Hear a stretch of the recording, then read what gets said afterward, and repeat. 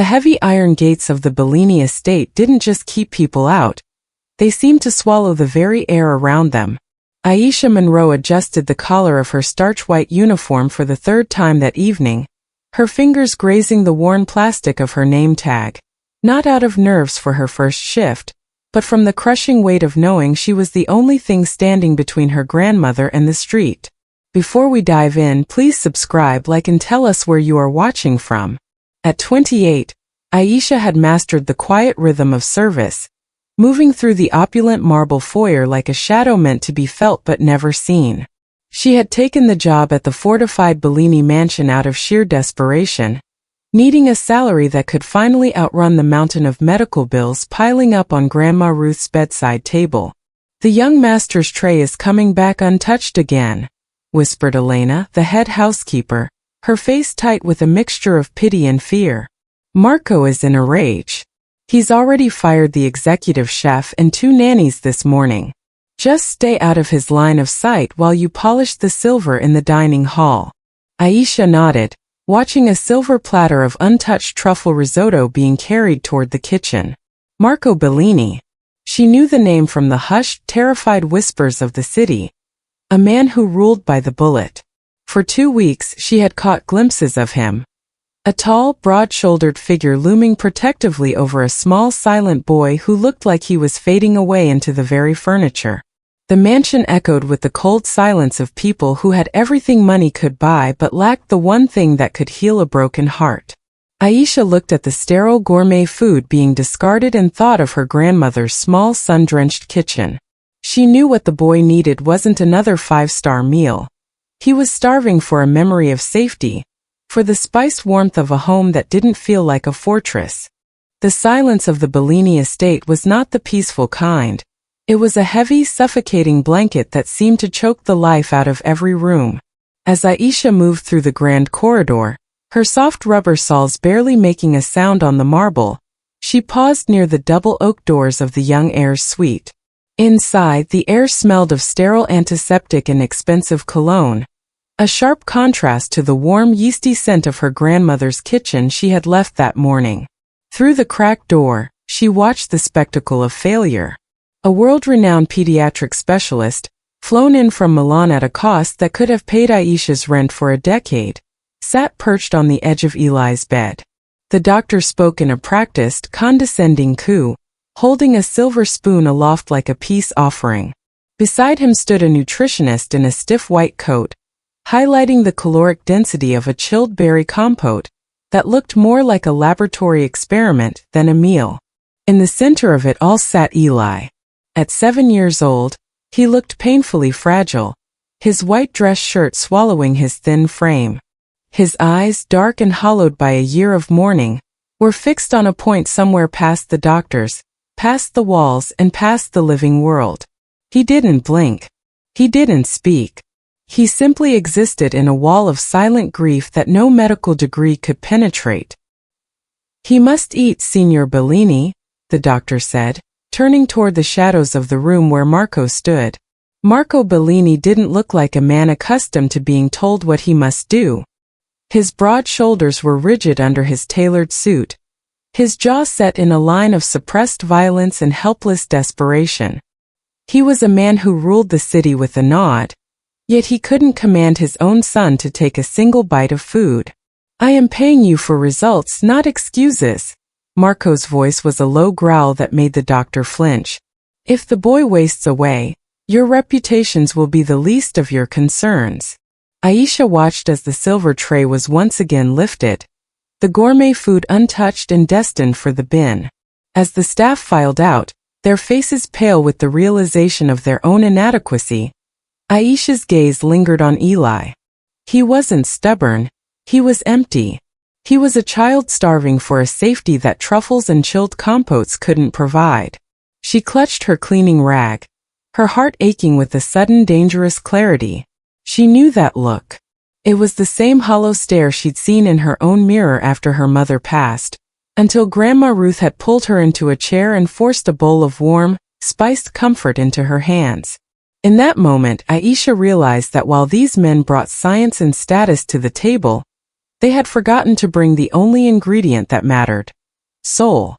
The bus ride back to the city's edge was a slow transition from the cold marble of the Bellini estate to the lived-in warmth of the neighborhood that raised her. Aisha entered the small apartment, the air instantly smelling of dried lavender and the faint, lingering sweetness of baked cinnamon.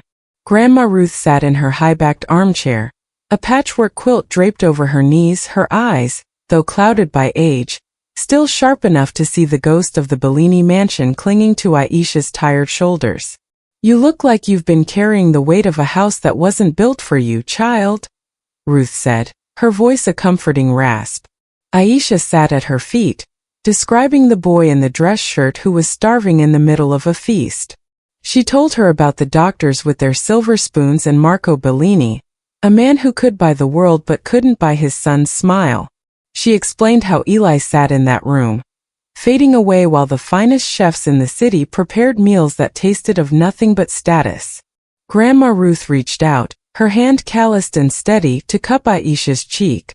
"Grief is a cold room, Aisha," she whispered, her eyes reflecting decades of her own losses. "And no matter how much gold you put on the floor, it won't take the chill out of the air. Love is the only blanket that can do that." Aisha looked at the stack of medical bills on the side table, the reason she had taken the job in the lion's den to begin with. She knew the risk. Marco was volatile, a man who ruled by the bullet, and interjecting herself into the family's private pain could cost her more than just a paycheck. But she also knew she couldn't watch that boy disappear. "The peach cobbler, Grandma," Aisha said softly. "The one you made for me when Mama passed." Ruth nodded slowly, a knowing smile touching her lips. She pointed toward the kitchen, where a tattered, flour-dusted notebook sat on the counter. "That recipe isn't about the fruit or the sugar, honey. It's about the time it takes to peel away the skin and the patience to let the sweetness rise. It's a bit of home you can hold in a bowl." Aisha stood, her fingers trembling as she picked up the notebook. She wasn't just taking a recipe. She was taking a piece of her own soul into a house of iron and shadows. As she transcribed the faded cursive onto a scrap of paper, she realized she was no longer just a maid trying to survive. She was going back to that fortress to bring a blanket to a cold room. The Bellini estate at 2 in the morning was a labyrinth of long shadows and heavy, watchful silence. Aisha slipped through the servants' entrance, her heart hammering against her ribs like a trapped bird. The industrial kitchen, usually a frantic theater of high-end chefs in silver clatter, was now a cavern of cold stainless steel and blue-tinted moonlight. She knew the risks. Marco Bellini was a man who ruled by the bullet, and a maid caught tampering with the family's food in the dead of night could easily be mistaken for an assassin. She moved with the practiced invisibility she had perfected over the last 2 weeks. From the depths of her apron, she pulled the tattered scrap of paper with Grandma Ruth's handwritten recipe, the soul-healing peach cobbler. As she began to work, the sterile atmosphere of the mansion began to yield. The rhythmic thud-thud of her knife as she peeled the peaches felt like a heartbeat returning to a dead body. She didn't use the electric mixers or the high-tech gadgets favored by the executive chefs. Instead, she worked by hand, folding the flour and butter together just as she had been taught in that small sun-drenched kitchen across town. When she added the cinnamon and the nutmeg, the sharp medicinal scent of the estate's expensive cleaners was slowly replaced by a deep, earthy sweetness. It was a smell that didn't belong in a fortress. It was a smell that spoke of summer porch swings, laughter, and the unconditional safety of a grandmother's hug. As the cobbler began to bake in the back corner of the massive oven, the fragrance drifted upward, snaking through the vents and into the cold marble hallways. It was the scent of a home, not a house. Aisha leaned against the cold steel counter, her smooth brown complexion softly glowing in the amber light of the oven's heating element. She was a woman who lived by the scent, risking her only livelihood on the belief that a bit of soul could bridge the gap between her world and this one. The timer dinged, a sharp sound in the quiet. Aisha pulled the tray out, the crust golden and bubbling with spice juice. She knew she had only a narrow window before the night security made their rounds. Her hands trembled as she plated a small, steaming portion. She wasn't just bringing food to the young heir's room. She was carrying the only blanket she had to a very cold room. The steam from the small ceramic bowl rose in a delicate curl, a ghostly thread of cinnamon and sugar leading Aisha down the darkened gallery. She moved with the silent grace of someone accustomed to being invisible, but the shadows of the Bellini estate were no longer empty. As she rounded the corner toward Eli's wing, a massive silhouette detached itself from the gloom, blocking her path with the finality of a stone wall. Marco Bellini stood like a monolith in the center of the hallway. He had discarded his suit jacket, his black shirt open at the collar, but his presence was no less imposing. In the dim light, his eyes were sharp and dangerous, fixed on the humble dish in her hands. The power contrast was absolute. A man who ruled by the bullet against a woman who lived by the scent, his physical authority looming over her quiet moral clarity. "What is this?" His voice was a low vibration that seemed to rattle the very floorboards. He stepped forward, his broad shoulders casting a shadow that completely swallowed her. "I don't recall ordering a midnight snack, and I certainly didn't authorize a maid to play chef." Aisha didn't flinch. She felt the warmth of the bowl against her palms, a reminder of Grandma Ruth's kitchen and the soul-healing power it held. She looked up at him, her gentle eyes meeting his softened intensity with a courage that didn't require a weapon. "It's not for you, Mr. Bellini," she said, her voice steady and clear in the heavy silence. "It's for Eli. The doctors brought him science and your chefs brought him status. But the boy is cold and he needs a blanket." Marco's jaw tightened, his hand twitching as if to seize the bowl. "You think a bit of fruit and dough can do what the best specialists in Europe couldn't? You're overstepping, Aisha. You were hired to polish the silver, not to experiment on my son." "I'm not experimenting," she countered, her narrative impression one of deep emotional wealth rather than words. "I'm remembering. This is a recipe for a heart that's forgotten how to feel safe. You can fire me, sir, or you can let me try to do what your money couldn't." For a long, agonizing moment, the air between them was electric with tension. Marco looked at the bowl, then back at the woman standing before him with such quiet confidence. The feared man, undone by the love for his child, saw something in her gaze that made his hardened exterior crack. He stepped aside, a silent, guarded permission granted. Aisha walked past him, the scent of peaches trailing behind her, leaving the powerful boss standing alone in the shadows of his own house of gold. The door to Eli's room creaked open, admitting a sliver of golden light into the sanctuary of his grief. Aisha stepped inside, the ceramic bowl in her hands acting as a beacon of warmth in the stagnant air. Eli didn't turn his head. He remained a small, thin figure huddled in the center of his vast bed, his eyes fixed on the distant, dark windows. Behind her, Marco loomed in the doorway, his broad-shouldered frame blocking the exit, his face a mask of guarded hope and relief as he watched the scene unfold. Aisha sat on the edge of the mattress, the bed dipping under her weight. She didn't coo or pressure him like the doctors had.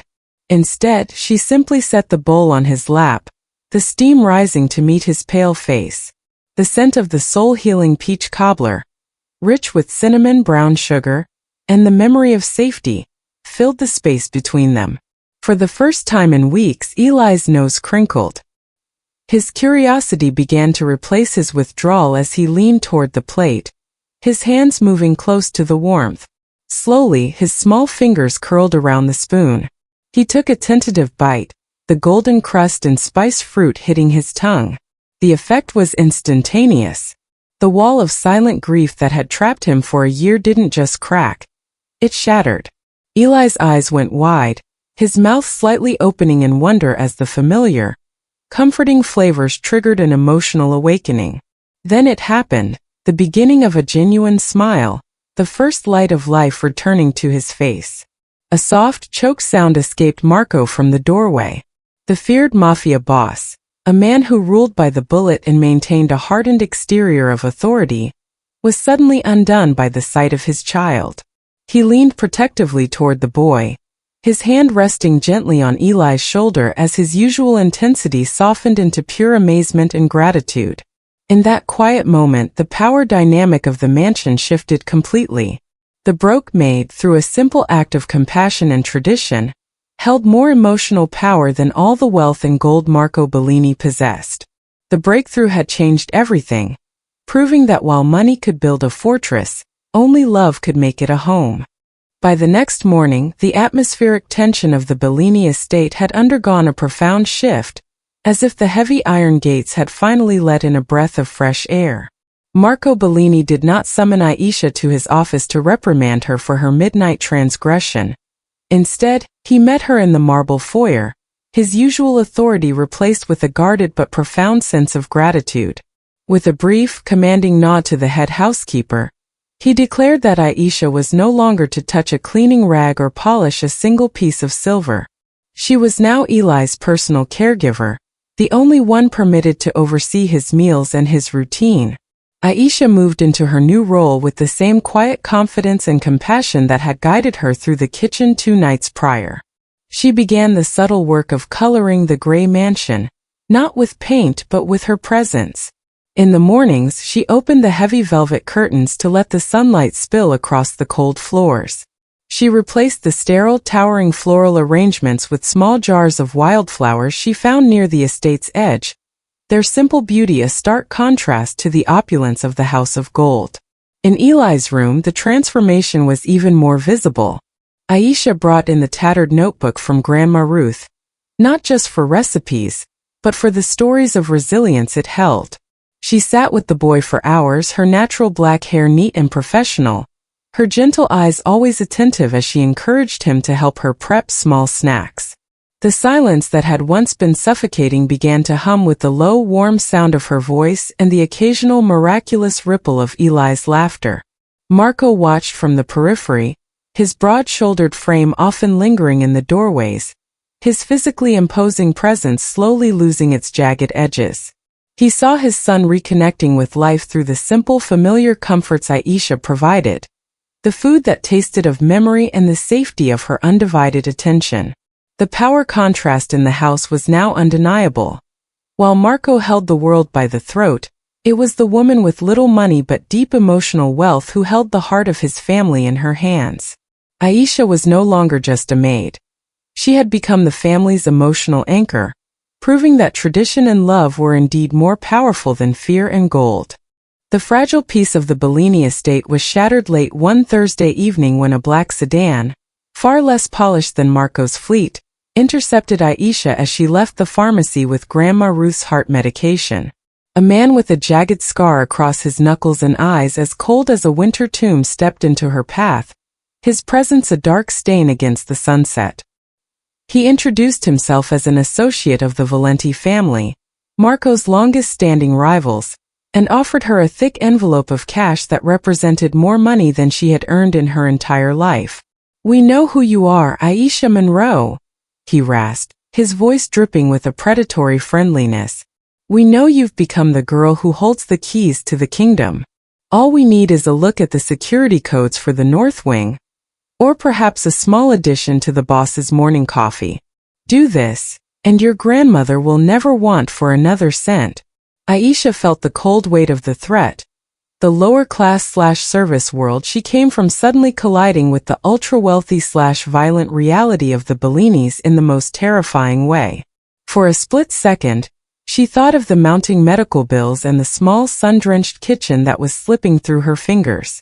But then she pictured Eli's wide, wondering eyes as he took his first bite of cobbler, and the way Marco's hand had rested protectively on the boy's shoulder. She didn't reach for the envelope. Instead, she adjusted her bag, her smooth brown complexion tightening with a resolve that no amount of gold could buy. "You've mistaken me for someone who can be bought," she said, her voice a steady anchor in the darkening street. "I came to that house as a maid, but I've become something you clearly don't understand. I am the one who keeps that child safe, and I will not be the reason he loses another person he loves." The man's face twisted into a snarl of suppressed violence, his physically imposing frame stepping closer to intimidate her.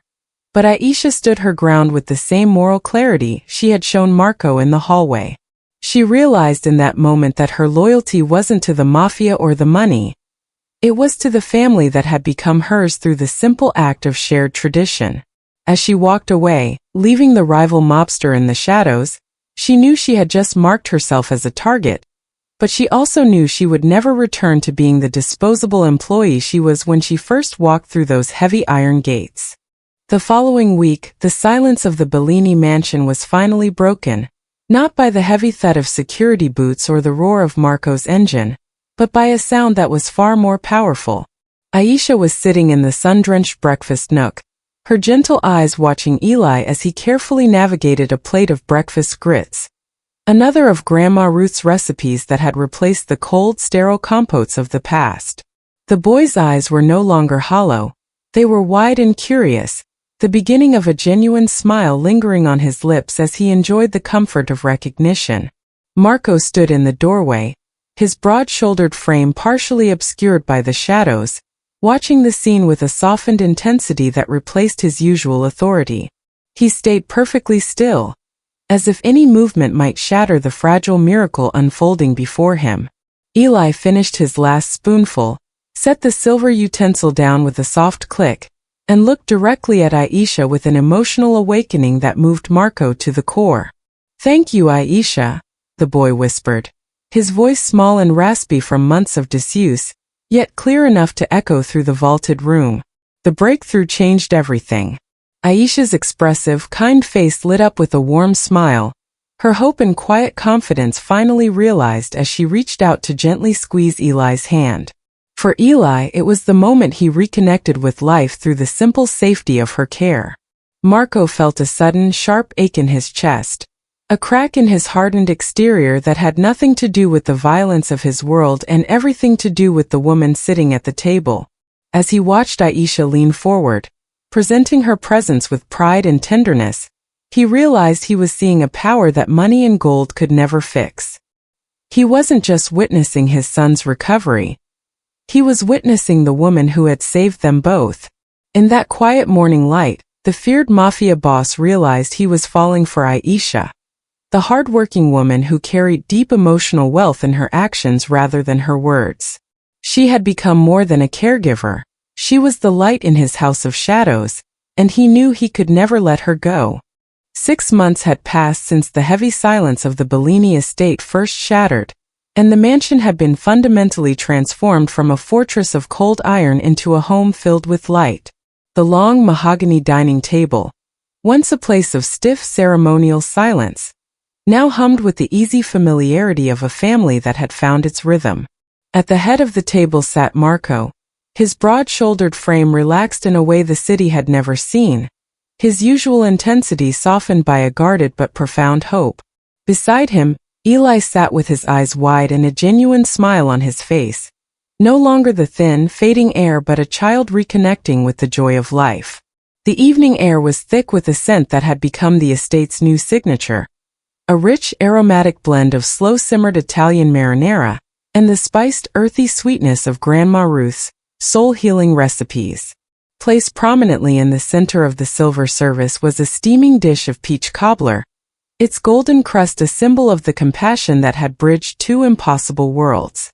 Aisha sat between them, her smooth brown complexion glowing under the warm light of the crystal chandeliers, no longer wearing the starch-white uniform of a maid, but carrying the quiet confidence of the woman who had become the heart of the Bellini Empire. She was no longer the disposable employee who lived by the cent. She was the emotional anchor that kept the powerful boss grounded and the young heir safe. Marco leaned toward her, his hand briefly covering hers with a tenderness that spoke of a deep, burgeoning affection. He had learned that his gold could buy loyalty, but it was Aisha's emotional wealth, her tradition, her mercy and her unwavering courage, that had bought them a second chance. Outside, the heavy iron gates still stood, but they no longer seemed to swallow the air.